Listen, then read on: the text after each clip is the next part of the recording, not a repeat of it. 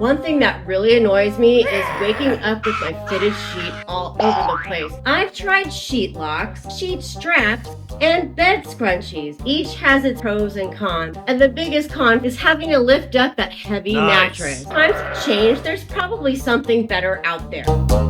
This is called Grip and Hold Bed Sheet Grippers with Hexagrip technology. It's women owned. Nice. Inside this box is an instruction manual and 4 bed sheet grippers. It looks like they're made of some thin foam with some type of rubbery texture on the bottom and on all of the outside edges. And this side is smooth plastic. And you can even juggle them.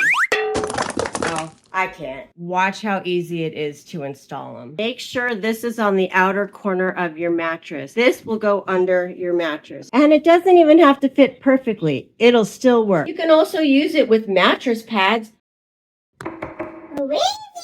or top sheets. The only caveat is your sheet has to be in contact with that textured side.